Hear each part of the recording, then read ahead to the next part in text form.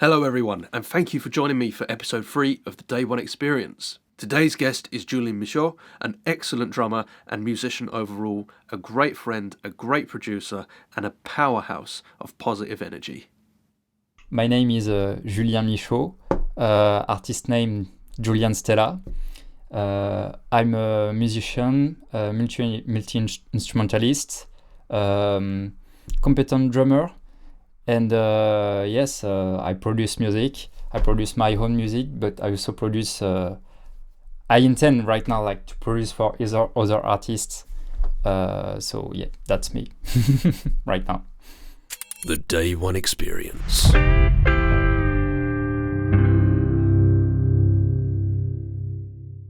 What are your thoughts on the film?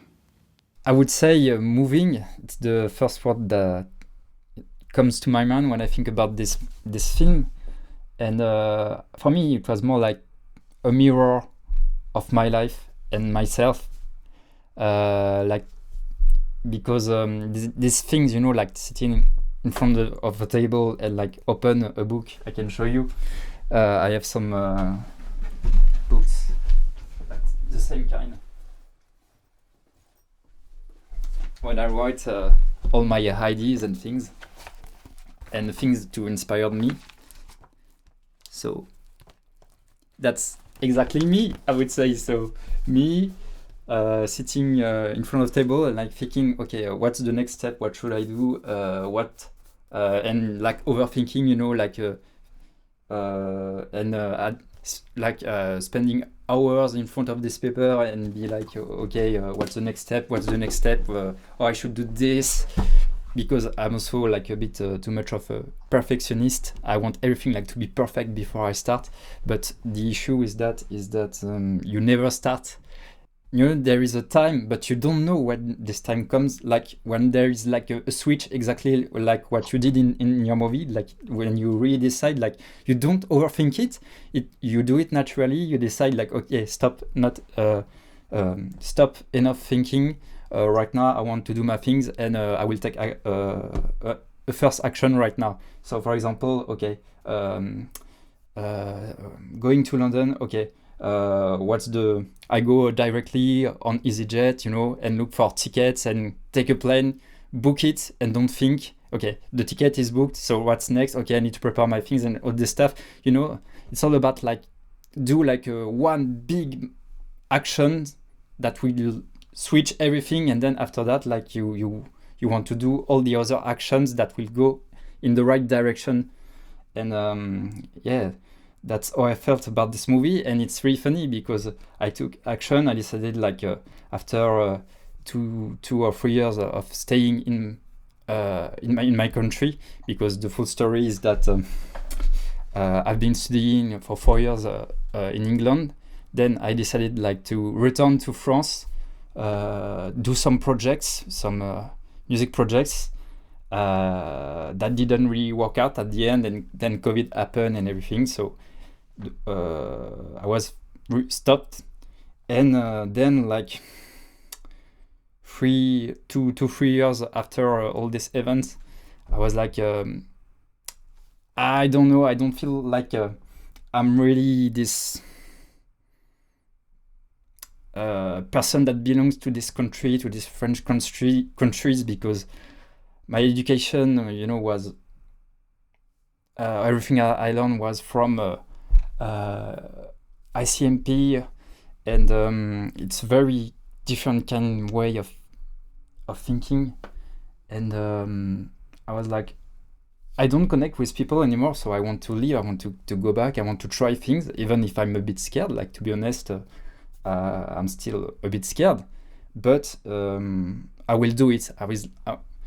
It's fine. I will keep this fear that I have inside, but I will dance with it, hold it, and it's not okay, I don't feel any fear. I will don't avoid it, because it will come back, to me stronger, a big mirror effect. When you push things out, they come stronger again in your face. So you're okay, no, it's fine. I can feel fear, but as long as I'm aware of that, I can go beyond that. So sorry, I went a bit very out of your questions, but It's perfect. It's perfect. I think I kind of link it to ideas of like ego, and instead of saying that ego is the enemy or it's good or bad or whatever, is rather than to ignore it or shut it out, I think nurture it, understand it. And same as you with your dance with fear, it's like you nurture the fear because you're scared, because you care about this thing, because it could go the other way. And the thing with doing something for us, for example, with something creative is, say you take guitar playing, if that's what we're going to depend on for our income and as our career, then we run the risk of ruining it as something we just purely enjoyed once upon a time. You can't really go back to that unless you give up the entire career. Which is not a choice for us. Like when you make the decision, it's like no way.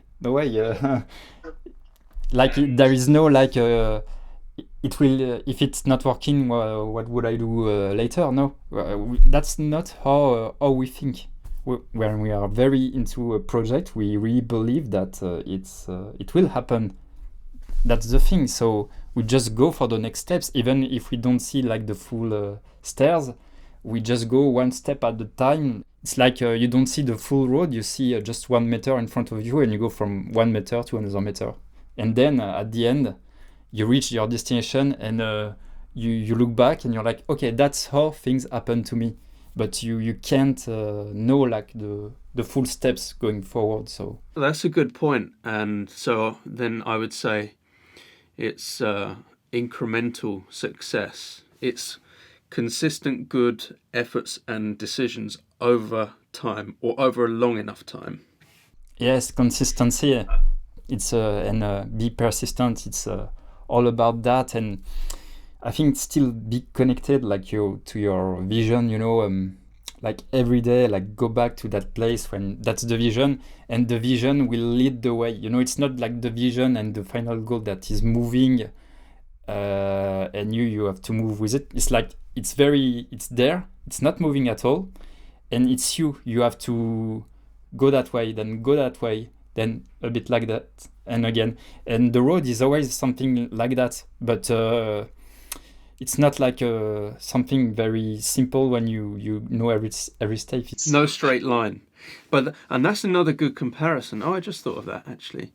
There's no straight lines in nature, right? So why would the narrative be? It would be unnatural to go straight A to B, end of story.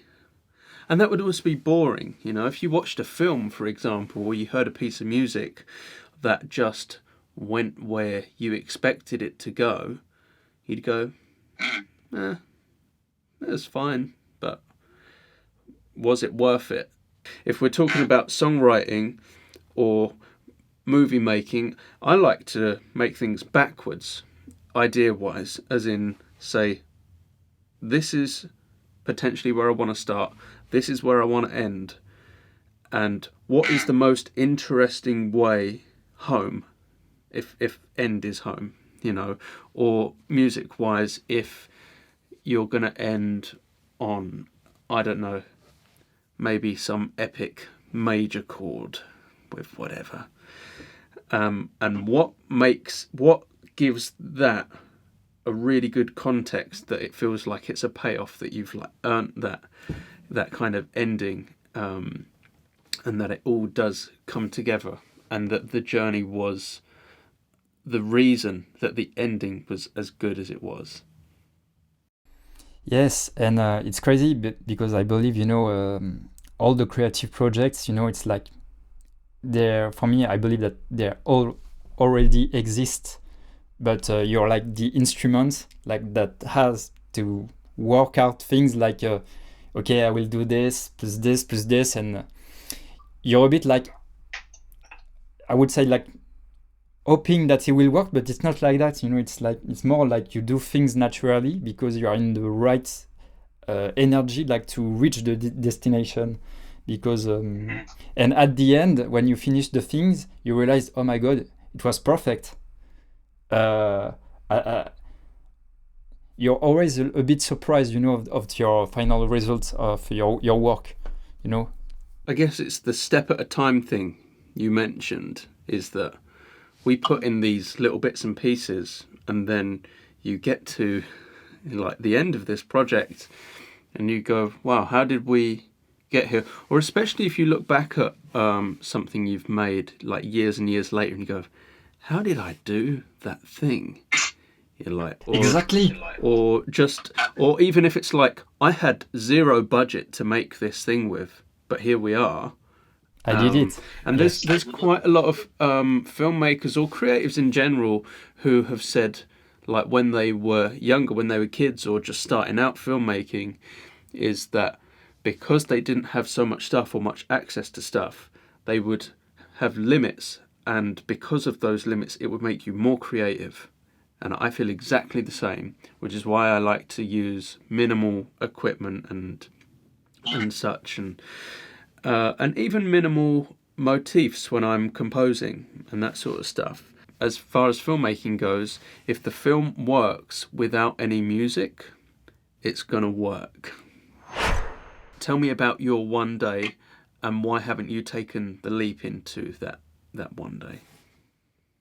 Yeah, I would say, yeah, it's so weird, man, because I waited like so much time to, and so many people, it was a bit like, sometimes, you hear people, you have things that happen in your life, like, oh, you should go back to London, oh, Julian, you should go back to London, oh, the music scene is more developed in London than in Paris, all these kind of signs. Even if when I was living in Paris, like people told me, oh, you were in London, how lucky you are, so why are you here in Paris? So I was like, huh? They surprised me because that people in France have a very big expectation of London, and I was living there, so I knew, but I was like maybe not aware that I was that lucky, to have been a student at that time in that school and in that beautiful country. So yeah, and that day, it was like the full process of all these little things that happened in the past to me, like a kind of still a reflection, but something was different inside of me, I would say. I felt kind of, it's hard to describe, but it's a physic thing you feel here, like when you want to act, it's ready here, in the body, and you're like, okay, let's go. And I felt that, like that energy, like, and it was not, something that was really coming from the brain. It was more like something from the body. My body wanted to go, like really concretely. It was like, oh, okay, go on your computer, book a ticket. You don't think, okay, you go, you see your sister, and then that's it. So I would say, yeah, that's how things naturally happen, but sometimes, like when you are not ready and it's not the right time, you are a bit like in the beginning of your movie, like waiting for something to happen. But the only thing is that can start the thing is only you. So it's all about when you were a child, for example, you were not shy, for example, like to ask for an ice cream. It was easy. Dad, I want an ice cream. Dad, I want an ice cream. Dad, I want an ice cream. No, Julian, I can afford you this ice cream. And you're like, I want this ice cream. I want this ice cream. I must guess this ice cream. And you're like, and the dad, he gave up. He's like, okay, I will get you an ice cream to make his son happy. I felt a long time, like for a very long time, I was waiting for something to come to me every time, like, oh, this thing, and nothing was coming at all, So you are like sitting and trying to create steps for yourself, like, okay, what should I do? I will write it. One day I will "Ah, one day I will start." You know, even that one day I will start. No. Back up. It's not like that. It's like now you wake up and you go. Even if you don't want to, even if you don't want to do it, you have to. It's a physical thing. I believe in that. For example, in the morning you wake up, you do 10 minutes of sports. Then you are proactive in your day because in the morning you did some 10 minutes of running. So I really believe in that. Sometimes we focus too much on like thinking first and then acting, but sometimes acting first and then thinking after, and like trying to make the thinking adapt to the action that really matters, because it's all about that. It's something that comes probably from the art, this action. And you're like, okay, I don't understand it yet with my brain, but I will try. I will act, and then I will find the right explanation for me that will, and then after that, a few days you realized, okay, it was all about acting. So it's being proactive, isn't it? It's all about that, man. And I've struggled so much, and even to that day, I'm not perfect yet, but I want to get better, and I hope I will get better. It's all about that. It's like every day you have to make this choice, like to, okay, act. Don't think, act. Because my problem with me is like I'm overthinking too much, and then I'm acting. Yeah. But it's the opposite. It's like if you want the ball to get rolling, you have to push the damn ball. It is simple as that. Like there is a French expression I like to say to myself, like, allez, on se fait violence. It's like, come on, I hurt myself, like to go and move and to act, and okay, let's do it. I'm gonna drag myself kicking and screaming towards something that's good for me. Yeah. And this is why the film One Day or Day One is so important to me, and it seems to have resonated with a fair few other people by now as well. This could be, anything. Your day one could be anything. It could be day one that I get out of bed and I'm productive at least, or day one that I talk to myself a bit nicer, or day one that I make a step towards where I want to be. It's not about the end goal. I believe that now is all there ever is. I think that the only choice you can make is at this given moment. You don't know what you're going to choose in the future, and whatever decisions you've made are, already gone and are like a sunk cost, basically. And to hold on to any of it is almost futile, because, what are you going to do? And especially with things like, with physical things or even emotional and mental things, it's like we're so wrapped up with stuff, but you can't take none of it with you when we go. Do you know what I mean?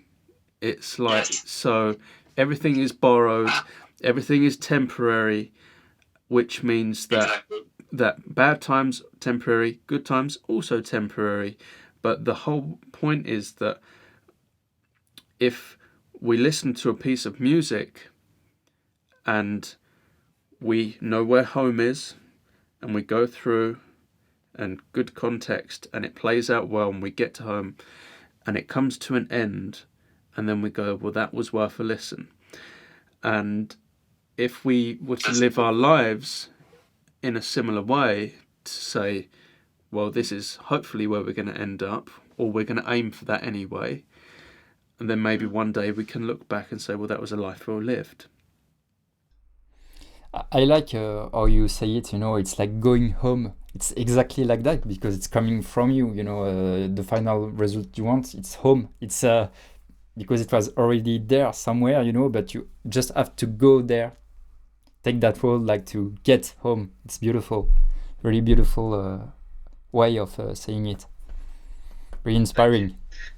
It reminds me like another concept just about like always see the good in everything, you know, even like if you didn't accomplish like something so huge and so big that you had in mind, but still you see the good in what happened in your life, and it's still fine because you still reach something positive, you know, at the end of the day, because you've completed your project. So at the end of the day, you go to bed, you're happy, and you have this feeling that you accomplished something in your life, you know. So I think it's still rated about fulfillment, you know, like fulfilling yourself inside somewhere, and it's a process. So, but you know, I think this thing also works with things that when things are not working, you know, for you in life. I think that's really important to mention that as well. That when things are not going well, you know, how would you react? Would you go to bed like grumpy, or would you like I would say react differently, you know, and say that's good. There's something good about it. I don't see it right now. I'm not experiencing it right now, but it's fine. I will keep looking for it. I'm sure like if there is something that really bad, really bad happened to me, something opposite and equal good must also happen to me. So I will look for that. And okay, I will start now to look. And instead of, you know, still be focused on the bad thing that happened to me right now, you know, like for example, spill coffee over you know. For me, when this happened to me right now, I'm like, oh, it's cool, it's fine. It just closes, you know. I will just wash them, and tomorrow it's fine. It's another day. I go to bed tonight, and tomorrow it'll be another day. It's not something that bad, and I'm still grateful, like to be alive, to be happy, to be healthy, to be in a rich country. You know, all these kind of things. You know, you can always switch your brain always on the positive side, but we never learn to do it at school. Well, that's true. That lesson I think you only really learn through making mistakes in the first place. It's a very organic and natural thing. Gratitude follows. I mean, not everyone's fortunate enough to have those circumstances. It's a good level of awareness to know how fortunate you are and to make the most of that opportunity that's been afforded to you. I often think, like, when I'm creating things, and, you know, people lose family members and friends and stuff, and I kind of think, as much as I want to do my projects, I feel like a little bit that I owe it to everyone who's not here to kind of do my best and put my best foot forward, or taking the step that they couldn't take. Yeah, just not wasting your opportunity, because, dude, the odds of even being alive are ridiculous to comprehend. Yes, you know? Don't forget that we are all winners in life, because we are all we won the first lottery race, you know. Yeah, to be alive, to life, you know. So and yeah, I think you're right. It's really important, like, to do this stuff, you know, because I really believe, and there is no accident, you know, when you help people, like other people promote their stuff. I think it's because you have gave enough to the other people before the meeting, you know, like because I really believe, like, the more you give, the more you get back, and it's so important. And you know, it's always about this thing first, you know, like you don't try to get something from the other person. It's not about that at all. It's really like you naturally give something that you have inside, like you want to be nice, okay, I will go and talk to this person that I like, and you naturally give something to him, you feed him something, an energy that will get back another way to you, you know. And you don't expect how exactly it will come back, but when it comes back, you're like, oh, thank you. So we have a saying, which is, you don't give to receive. And it's the mentality of like, pass it on. And if each person passed it on to the next and the next and the next, everything comes back around. If you emit good energy, then you are also in the mindset to welcome that as well. Yeah, for example, before you told me I really loved your passion when you are talking about stuff and everything. It's so good, man. I didn't realize that I was like that. It's you that you told me that. I was like, oh, really? I'm sending that. I'm giving that right now. I was not aware of it. I was like, oh, okay, that's what I'm giving right now. Wow. I was like, really? And you do it sometimes naturally, when you're just nice to another person. You just give a smile, or you're just helping out with something. Someone has a problem and you're trying to solve it for this person to make his life better, And sometimes we wait like for other person like to be up, to get up, like another person to be in a good vibe, But sometimes, it's all about saying to yourself, no, it's me. I'm gonna be that energy. Like I'm gonna feel good, be good, in order like for other people to feel good, But it's like a reminder, like you have to say to yourself. But it's all about practicing positive affirmation stuff to your brain, first. It's all about that, like saying positive and constructive thought to yourself to build something. Because when you focus on your natural negative thoughts, it's always going down, and you feel down. So you have like to compensate and say to yourself this stuff and this stuff. I feel good, I feel fine. I'm happy to be in a good country. I'm happy right now to have my coffee in my hand, all these kind of little things. Oh, today it was sunny. Yes, I love the sun. It's all about realizing all this little stuff. And, because I was living in the south of France, and I was so used to the sun, and one thing I was really a bit scared, for me, it was really, I don't know, in my mind at that time, a cons, to go back to the UK. It was really like the weather and the cloud and the rain and everything. And I realized now that every day, every time there is like a sunny day coming in London, I'm like, I feel so good. I love it, It's like even stronger than before. So I feel more grateful about it. And the day when it's rainy and everything, I'm like, it's all right.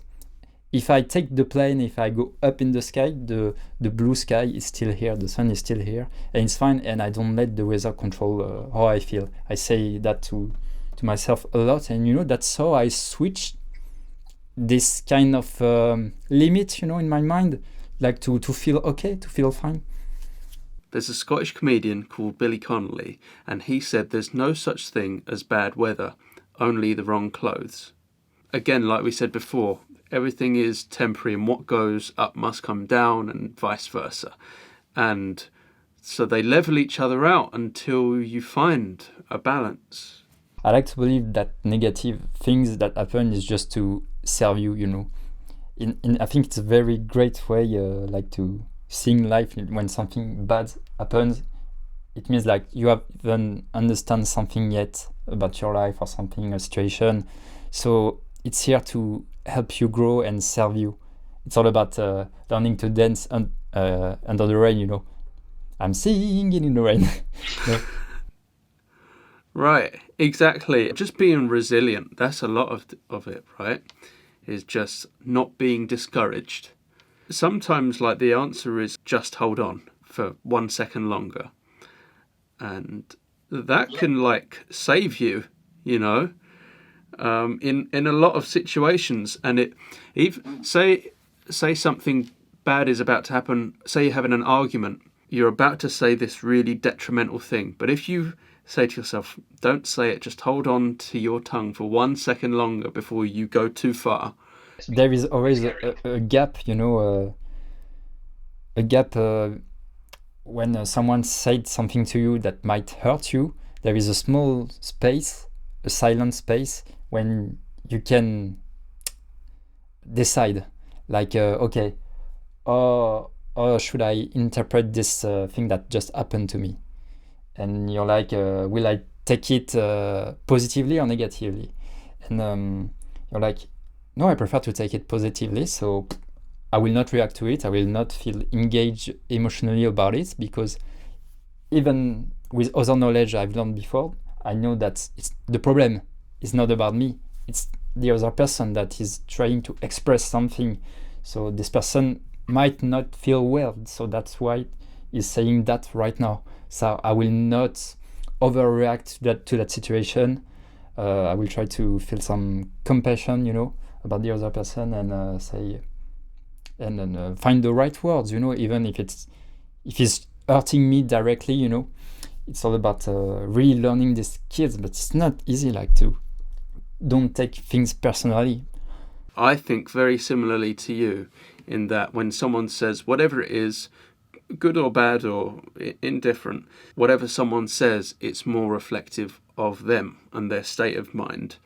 And so if someone is angry, it's maybe not that they're angry at you, maybe they're angry at themselves, or their emotions are running wild. And you see the same in the inverse. When someone's happy, when they're really happy, they don't want to contain it, they want to share it with as many people as possible. You can't control how someone will interpret what you say or do. You can only try and do your best version of the thing, and whatever someone's opinion of that isn't really your responsibility, You can't control if people like you or not. You could be the nicest person in the world, but there might be something that the other person cannot get over. Someone else's opinion of you doesn't mean it's accurate, because an opinion, by definition, is something that, or like a belief, is something that isn't based in fact. It is a personal interpretation, observation, and deduction.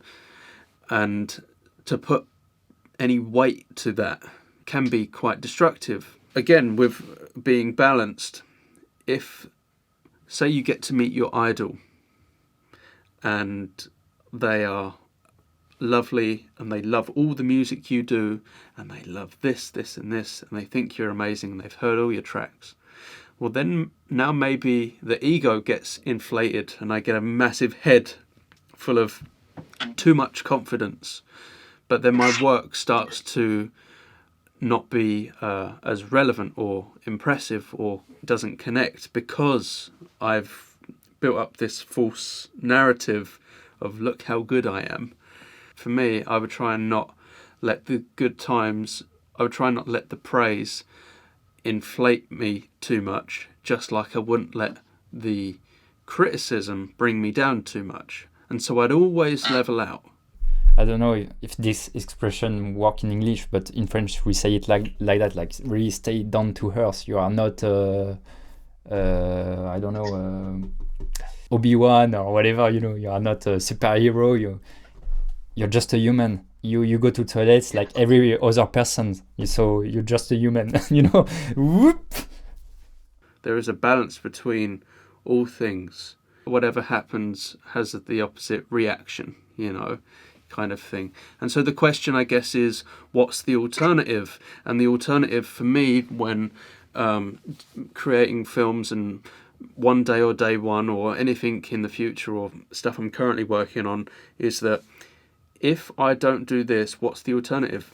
The alternative is that someone will probably decide for me what I'll be doing, and that's probably not something I'm going to like. So I better give it a go on something that I might like and that I do enjoy. When we're creative, it's not because we feel we have to do this thing. It's because we can't not do it. It happens like organically. I have the opposite to writer's block. I have too many ideas. And my curse is knowing that I will never be able to fulfill them in my lifetime, because there's just too much, Probably maybe 5 or more years ago, there were too many songs in my voice memos to even, consider finish writing. And then I guess you've got to pick the best ones, or whichever ones you can manage, and make the best of that. And so I guess that's a really good lesson to learn, even though it's difficult because you're like, well, I love all these ideas, they're my babies and da-da-da. But it's, you can't get everything that you want, because if I did try to do all of those, then the quality overall would be lacking, because I would sacrifice to the extreme, which would be detrimental overall. Balance is very difficult because, unlike extremes, you can just say in absolute term, like this is all this or this is all of that. But with balance, it's like consistent, continuous effort and awareness to rebalancing and all of that sort of stuff. There is a video I love about Quentin Tarantino,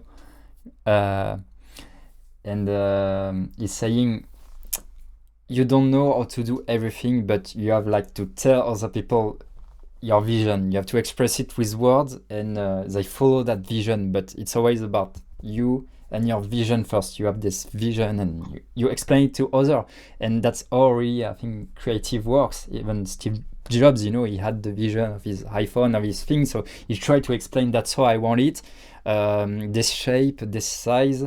The different buttons, the look, so make it work. And people are like, I don't know, find a way. Steve Jobs like, find a way. And I think it's really about that, like trying to hold to this vision and then like make people work with it, even if you don't know yourself how you will do it, like on each step, it's like as I said before, it's always about you just see just 1 meter and then you go to another meter. And I have also so many unfinished demo as well. I can make so many different albums with different styles if I want to. I keep them right in my hard drive, but I'm a bit like, if I meet maybe one singer that wants to sing all this demo or just 5 songs and make an EP, okay, good, it's fine, it's ready, it's there. So. And I think what you said about Steve Jobs, and because he was very much tunnel vision, this is the goal. There is no plan B, this is happening. One of the best quotes I ever heard was, a strong why will overcome any how. So you have a strong enough reason why, and it doesn't matter what's necessary to get to this place. And similar to, I think Elon Musk said, he said, I don't believe in optimism or pessimism. He's like, this is the job and we're going to get it done. That is the answer.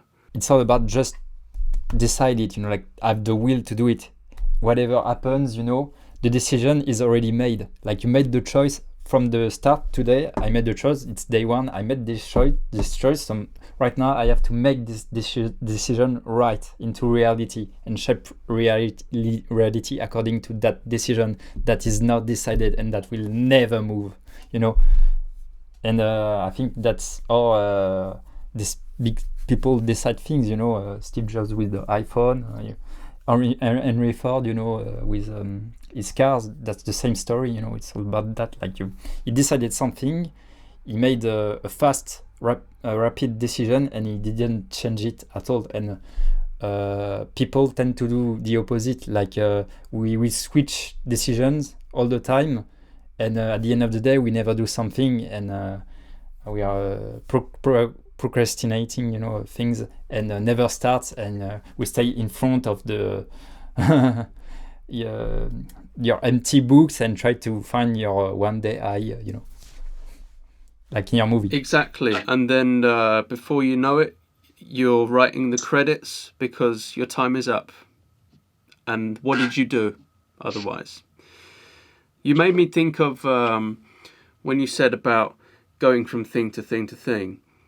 If you're in a supermarket, and I think there was a real study on this, if people are in a supermarket and you queue up to the shops and you pick a lane at the checkout and you join this lane A, and then lane B is moving quicker, and so you think, I'm going to join lane B But because of this movement, now this person up here has an extremely long shopping list of things to buy, or the cashier desk stops working. And anyway, they go, oh, well, then I'll go back to A. And then you hear that option C is opening. So you go over there, and you're between all of these lanes, and you're really no further forward. But if you would have stayed in the lane and committed to that, then you would have already been through the checkout. And like I said, if I would attempt to write all of my voice memos into full-fledged songs, they would just not be as good, because I wouldn't be able to spend so much time dedicated with 100% conviction on, a select few. And there is like a French entrepreneur that is also into like personal growth and leadership and stuff. And he's saying life is like a buffet, like you have to go and in the queue to get to the buffet and help yourself and get what you want to get out of life. Like life is exactly like that. You want cream, okay, go do the queue and get to the buffet, but you have to wait. And if you leave out the queue and you go again, you will lose some time. And you have to do it again. Yes, I'm really lucky to have great parents that are also still learning and growing, and even sometimes because we disagree on things, it's still something that serve you and help you, to go to where you want to go, and they are very supportive with what I do. That's kind of like things don't just happen to you, they happen for you. Exactly. Everything happens to serve you. It's not against you or to you, it's for you. And sometimes you don't see it. You're a bit into your problems, seeing things small. You're in your small box, but if you get out and see the view from far, you see, okay, but this problem is fine, But it's all about the perception, and when you see things, it's good. Well, thank you for talking. It's been a pleasure. Thank you for welcoming me. I look forward to checking in 6 months to a year to seeing where you are with your projects. Same for you, man. Where can people find you about your projects and your services, and what can we do to promote you? Thanks, man. I really appreciate it. So they can go on my website, which is www.julianstellaonline.com, or on Instagram, IG, Julian Stella Music, Facebook, Julian Stella Music, YouTube, Julian Stella. And you can put drum covers and you will see a lot of drum covers, and that's how you will find me. Thanks again to Julian for all of his insights and for sharing his experiences. Really inspirational stuff, and I cannot wait to see where everything takes him. If you'd like to get in touch with Julian about any of his creative work or anything else, you can find all of his details in the video description. Thank you again for tuning in today, and I'll see you in the next one in episode 4 of the Day One Experience. The Day One Experience.